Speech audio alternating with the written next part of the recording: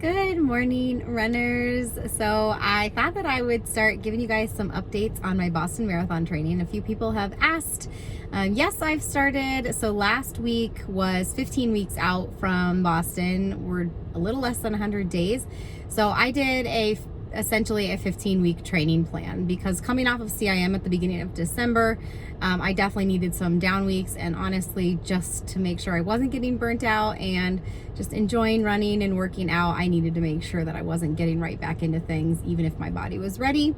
So I really love Orange Theory, so I really focused on strength and doing that in December, also while doing some runs, but really honestly just what I wanted to do as far as mileage. So I'm starting out a little bit lower than I probably would typically, but I definitely have a really strong kind of base coming into this, just coming off a marathon just about a month ago.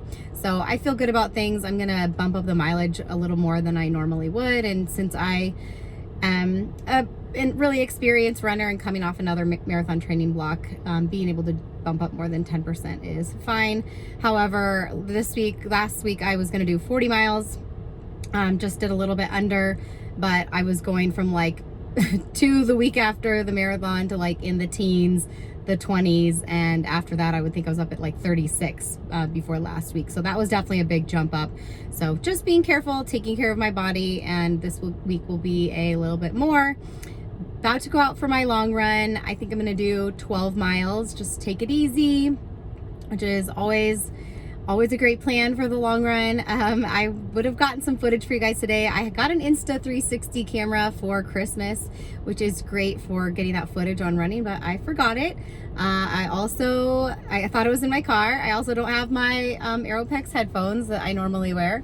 So I have these classic ones, which will be fine. I put my phone in my pocket and then just run these like up through my shirt and then out to my ears, so they'll work fine. I couldn't find my Aeropex, so this is a lesson to me and to all of you to get your stuff ready the night before, and then you're totally prepared. But it's fine. I have the essentials. I have my warm clothing and ears covered, have my mittens, which are good. So the weather is definitely deceiving. You can see how super bright it is, but this is a very typical Colorado winter. Bright sunlight, but still cold. So 30 degrees, not terrible at all. But if you haven't been to Colorado, this is just what to expect. We have a lot of snow this time of year, but then we also have a lot of sunshine, and so it melts really quickly.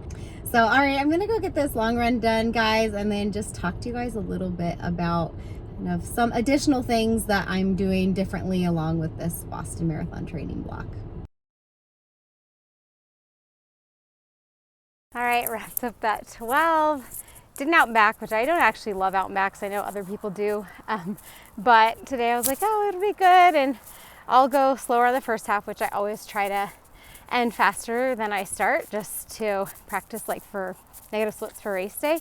But as soon as I turned around, I didn't realize that I had like a tailwind a little bit the whole time. So then I was in a headwind on the way back, and I was just like, just go by effort, it's fine.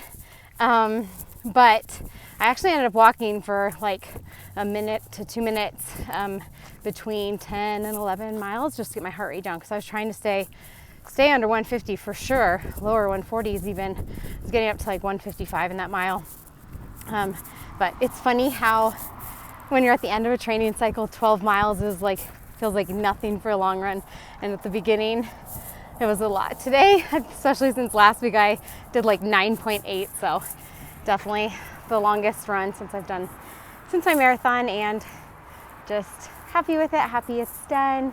All right, guys, back home, got some food, got cleaned up. I'm drinking my water.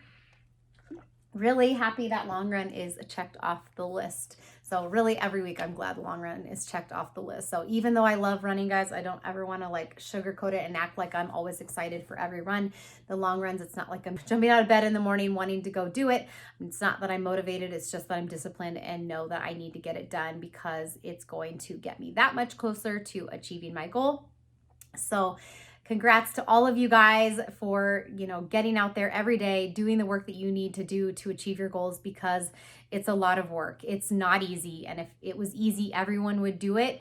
And so you really just need to give yourself a pat on the back for doing the hard work. I'm inspired by all of you. And at the same time, giving yourself grace when things don't go exactly the way that you want them to. You need to be able to be proud of yourself for getting every little workout in, every mile, even if it's cut short or whatever that might be. Every mile that you do is one step closer to the goal that you want to achieve over time. So awesome job, all of you who are working hard out there. I have to tell myself this as well, giving myself grace about last week, not getting 40 miles in the week and getting 38 point something. And I was kind of frustrated with myself. And then I had to remind myself that most people will never run 38 miles in a week. And even though that seems low for me as part of a marathon training block, I have to remind myself that I'm just getting started. I have time, and that it's okay. And that I'm also trying to place more emphasis on just balancing everything better between training and work, and making sure that I'm putting my family first, being mom first. That's really important to me. And so sometimes it just isn't going to all come together perfectly, and that's okay. And so I'm really placing importance on that right now, which is going back a little bit to what I was talking about of trying to decide, is that 3:30 time goal for the Boston Marathon what's most important to me? Or is having a great training block, doing the best that I can, and going out and having fun out there, is that more important? Because my family's going to be there. I've worked really, really hard to get there. And so I think I'm just going to kind of know in the next couple of weeks, because going from one training block to the other, it is a lot, and it feels like a lot for me right now.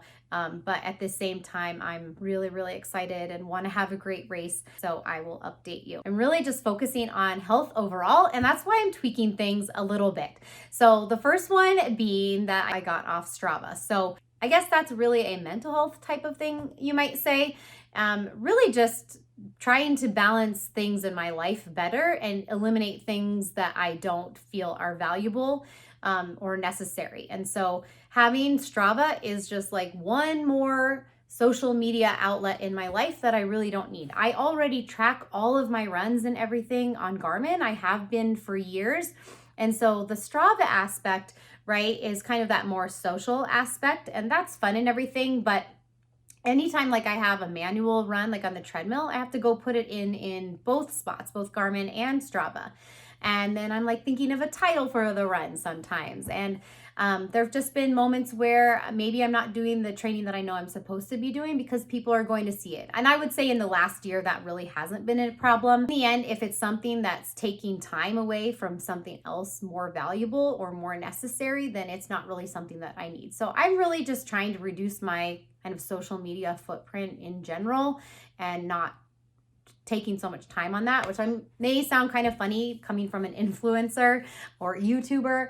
But I would say it's more on the personal side. I know Strava is running and that is what I do, but I also just don't think it's necessary. So I want to give a shout out to the Fat Triathlete. That's the name of his YouTube channel. But when I was kind of researching this, and I've been thinking about doing this for quite a while, but he has a video about why he deleted Strava, and the intro is just hilarious. He just makes really, really good points. If you are someone who is considering deleting Strava, and I just want to put a disclaimer here, everything that I'm saying is just things that I'm doing for myself. I'm just sharing what I am doing. I'm not in any way projecting this on you or giving you advice that you should do this. But if you are someone who's considering deleting Strava, I do think there are good reasons to do so for some people, and I think it's great for other people. But you should watch his video if you are considering. The other part of that is because I have a presence on YouTube, I have a lot of people who are requesting to follow me on Strava.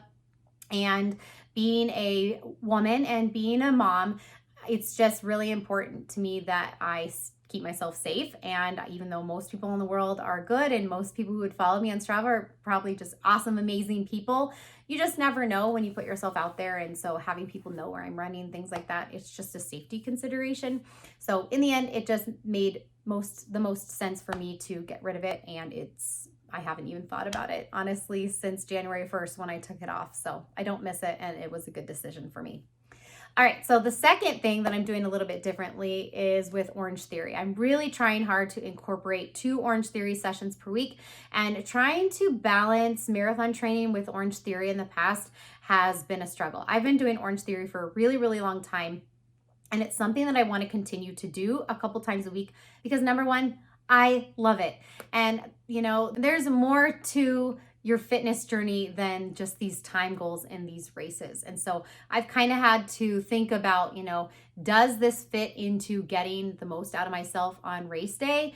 Going Orange Theory? I don't know, but it's also really fun for me to get stronger, and I like doing strength training, but I'm also not good at doing it kind of on my own at home. And so I just love going to Orange Theory. The music there is awesome, the camaraderie and being there with other fitness minded people. But one of the things I love the most is doing the strength workouts, having someone tell me what to do, not having to think about it. I really, really love that. And I do love running fast on the treadmill and doing those intervals. Problem is balancing that with running so much and building a lot of mileage. You have to be really careful with doing these fast efforts. And so that's just something that I'm trying to see how I can balance best.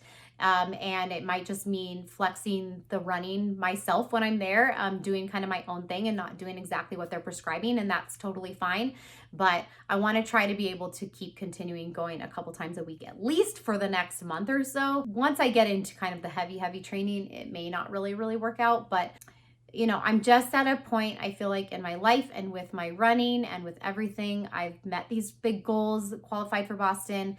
Now part of my running goals focus more a lot on coaching runners and being able to share my knowledge and with all of you. That's so fun for me. As far as my own goals and going forward, I love running. I want to keep running, but I also want to keep up with my kind of strength journey, if you will, and just finding balance there. So that's kind of where I'm at. And it's all part of me having a year of balance. I felt like last year was a stressful year for me, just kind of starting a new business, which is awesome. Having 2 huge marathon training blocks that had really great results, and that was fun. But it was a lot on top of also continuing to live through a pandemic, which that's going back to giving yourself grace. I mean, gosh, we are all dealing with a lot. I can't believe we are going on year 2 of this, and we are definitely still living in this pandemic and trying to cope and figure it all out day to day, right? And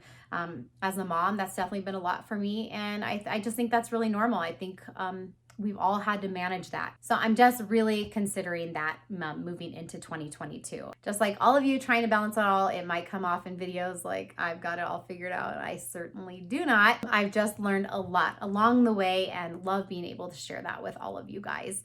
And then lastly, talking about nutrition, couple things that I'm doing differently. Kind of the less big of a deal one, I guess you could say, is just cutting out sugar this month. Really more just like treats and sweets. So I'm not like looking at packages and cutting out, eliminating any added sugar, which I have done in the past. Not going to the extremes, but just knowing that I just don't need the donuts and candy and cookies. And I definitely have a sweet tooth, so that's hard. It's good. And I know that I need it because like when I finish eating and I like automatically crave something sweet, I know I need to get rid of that. And just being able to kind of reset this month and not having those treats. It's just good for me, and just going into this marathon training block, being as healthy as I can be is important to me, just trying to eat better overall. And then kind of the big one is that I haven't been drinking any alcohol, and that's really just for the foreseeable future. Yes, I started it on January 1st, but it's not necessarily a dry January thing. It's just for however long. I don't know. I really haven't drank a lot since I've had kids or anything, but really when the pandemic started, I made this very specific decision not to have drinks when I was feeling stressed out, like at the end of the day, because I knew it was going to be a stressful time and that I was putting my kids first. That was the most important thing to me.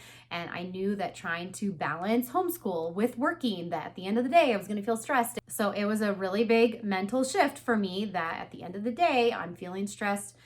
You do not get any of that. There are other ways to cope, and that's hard. And so I just am making that decision was such a good decision for me.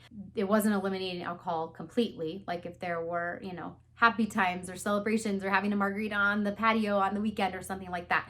It was just more those times where it's just like, I'm really stressed, I need a drink, and making sure absolutely I'm not doing that. So it's just been something that I've been reducing over time. And I just coming into this marathon training block and wanting to be the healthiest person that I can be this year, it's just not something I feel like I need right now and for any reason. And that's why I'm not drinking. I'm not drinking for a while. And I'll just update you. So I'll kind of update you on how that's going or how long it's going to be. Maybe it's for this entire training block. I have no idea. Maybe it's just for the next month or something. So we'll see. I've already had a book club event that I went to and that I didn't drink at. It's totally fine. I'm going to be in the mountains this weekend. I'm not going to be drinking, and that's fine. So that's where I'm at. So that's kind of what this training block is looking like for me. One big change too that's coming next week is we are going to have a puppy in this house. We're getting our first family dog. So anyone who has any advice about new puppies and or having a dog as your running buddy, because he is definitely going to be my running buddy. He's an Australian Shepherd, so he's going to need a ton of exercise. So any tips or anything about that, obviously I won't be running with him for a while, but just getting him trained will be the most important thing initially, and having a new fun little member of our house. So I'll make sure he makes an appearance in the video. Anyway, thanks for staying around for my rambling today, guys, and I'll keep you guys updated. Happy running, and I'll talk to you guys in the next one.